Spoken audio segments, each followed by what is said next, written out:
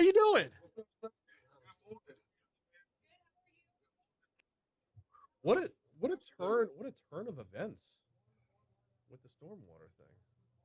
Oh man, it's gonna get even more interesting.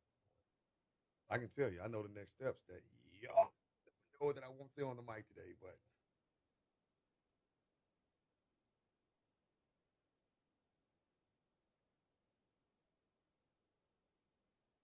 tell the truth and shame the devil today, man. Please, I would have Absolutely. I would have it no other way. Christmas ball as well. Oh yeah, If yeah, we, if yeah. we don't reserve 3 minutes, at least 3 minutes for that. So man, this thing started off as a ball for my Christmas parade that I'm doing in North Baton Rouge. You're doing a Christmas parade. It's Okay. on November 17th, and my had colleagues that wanted to join in it turned from one or two colleagues to all of them saying, "Hey, it's a great idea." And now we're going to honor citizens in Baton Rouge and business people, and we've engaged the public safety folks to make sure and emergency responders that we acknowledge one from each group. Okay. Cool. So it'll be pretty cool, man. Nice.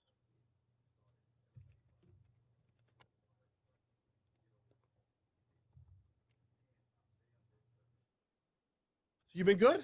Man, I'm good. How about yourself? Doing all right. Just plugging along. Every time you call me, man, I said I must still be in the good graces of the people. Always, man. You shoot straight every time you're around. That's no, I appreciate the access, as it were. Man, it's all good. Here's the deal. I think people have their own perspective of each side of the aisle, and I think me coming on board is probably a breath of fresh air for my side of the aisle to a lot of people because I'd probably be an independent in any other state, right? Yeah. I'm a free thinker. I don't care what your thought is. I don't care what the party's thought is. What's right is right and what's wrong is wrong. Yes, but and from the I don't watch every Metro Council meeting, but from what I watch, you're also a listener, which I appreciate. And I will tell you what I do is I take the time to meet with my colleagues and I hear their perspective on everything Mm-hmm. so that I'm number one informed. Number two, if I got a bullet coming my way, I want to know what gun is coming out Yes. of, right? So it gives you a lot of information. Well, this Metro Council seems to be a lot more communicative with each other than previous ones have been. Um, yeah, oh, am I bleeding? Oh my god, this weather is going up It's and drying down, you out. man. Yeah. Yeah, and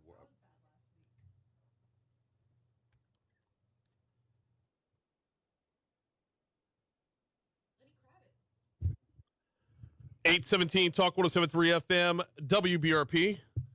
Time to dive back in as we're still looking at 43 degrees in downtown Baton Rouge. It is chilly to start the morning.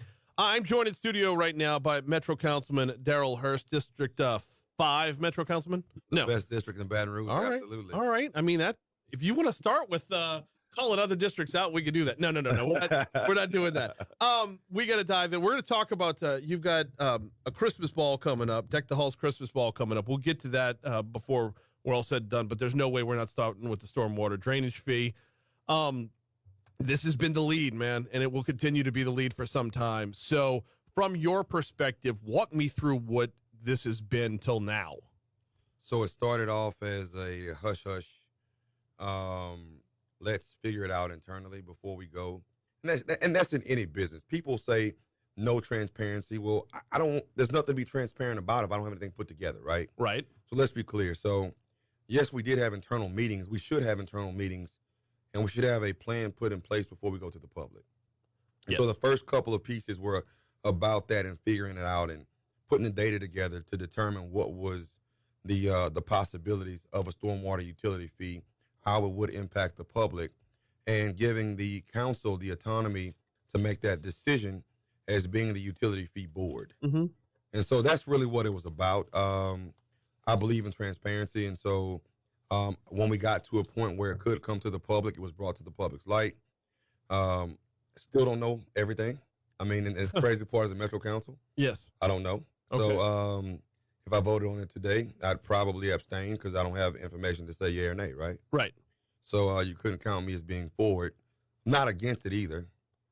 Well, and this is the part that makes the whole thing a sticky wicket is we need it. We need the outcomes of it. I don't necessarily know that we need the money of it. We need the outcomes of it to be Absolutely. sure. We've been out of compliance for a long time now. Let me ask you point blank. Were you asked to sign a non-disclosure agreement? Oh, yeah, I think all of us were. Okay. And I would not sign it. Okay. I never was handed the paper, Mm-hmm.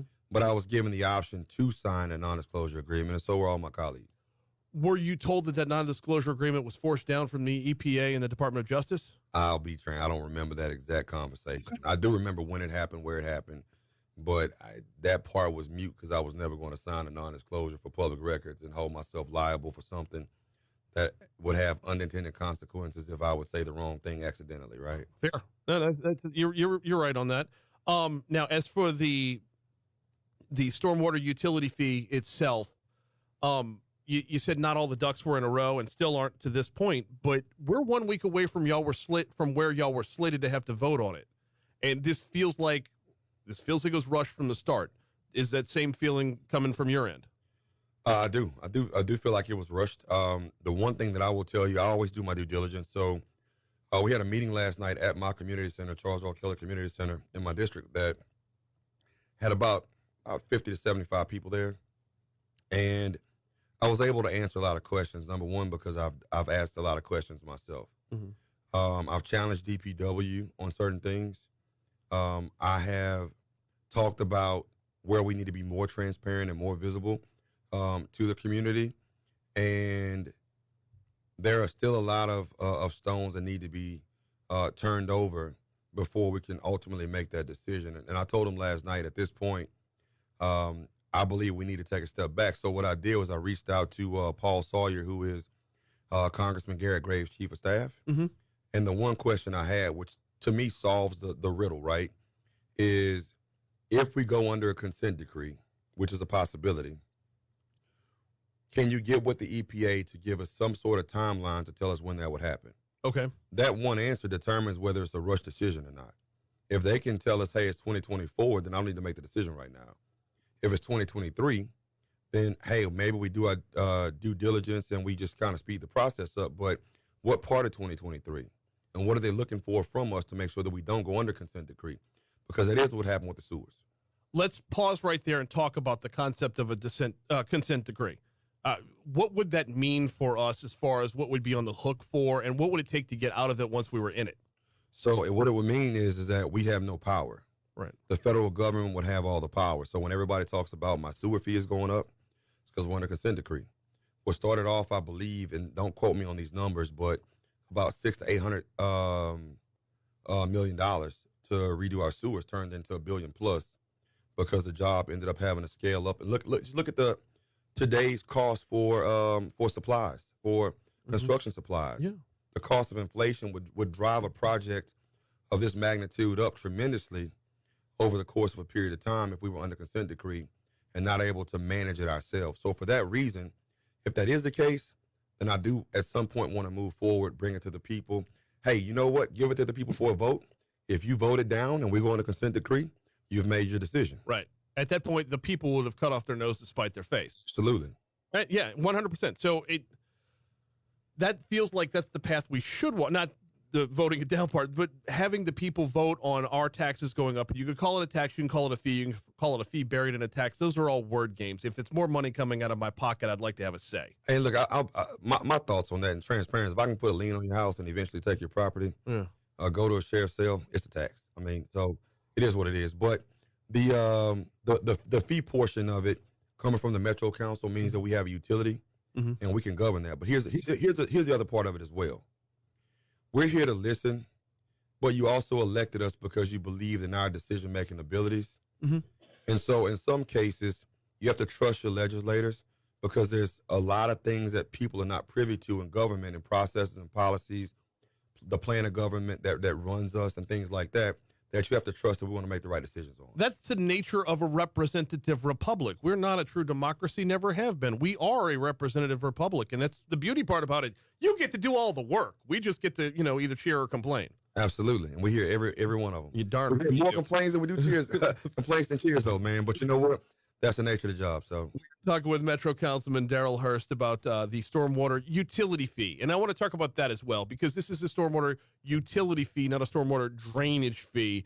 The early narrative on this, the word drainage was very, very prevalent. The early narrative on this, it made it sound like this was about getting water out before we flood. We don't want another 2016, that sort of thing was how this thing started. But as we started to peel back some of the layers of that onion, we started to learn this is more about pollution than it is about drainage. It is, but think of it this way.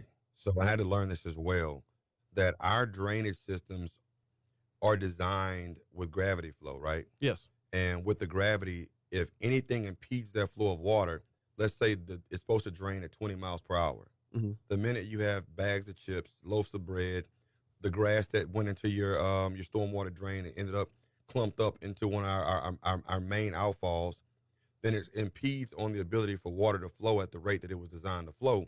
So it creates a dam, and then it starts backing up, and then more dams along the way, so that the flow of water does not allow us to drain as fast as we need to. So heavy rains start to create flooding that was not there previously. Right. So keeping the sediment out, keeping the things out from the drains, as well as making sure we get trees and other things that may grow in those drains out as well, is a big part. And I'll tell you this last piece, street sweeping.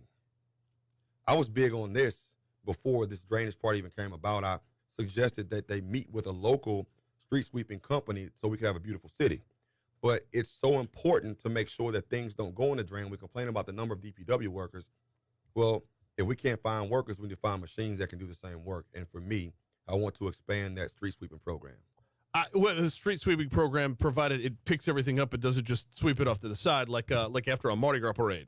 Yeah, absolutely.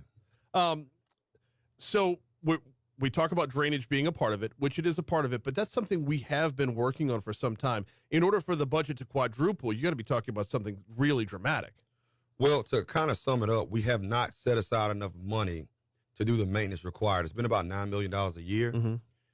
We had Black and Beach that came in and did the study that said that it would take us about $40 million a year to sustain the drainage properly, to make sure that we didn't have the toxins and the other things, as well as got rid of the sediments in there. So to get from 9 to 40, to do it the right way, based on the federal guidelines, the money has to come from somewhere. And the reason why the 9 doesn't work is because we have a backlog of 311 tickets for drainage and other things, cave-ins, that have been sitting there for 3 years. Yeah. So at some point, the taxpayer has to say, I either want to have a clean city, I don't want to flood, or, hey, I'm going to accept the consequences of not making this decision. Okay, let's talk about, because there's the cleaning, there's the pollution aspect of this as well. Right. So let's talk about it from that end. Is there the possibility that some of what goes moving forward involves punishing those who pollute rather than taxing all of us? I got to be transparent on that one. I don't have the answer to that. Okay.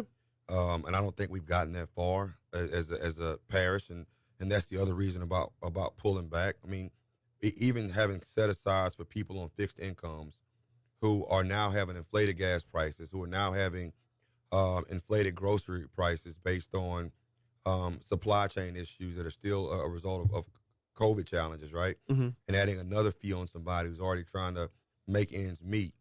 Those are some of the concerns that I have. And in my district, those are some of the main concerns of, I'm a senior citizen, where am I finding this extra money from? Okay, which is fair. Hey, is this going to get wiped from the Metro Council agenda next week?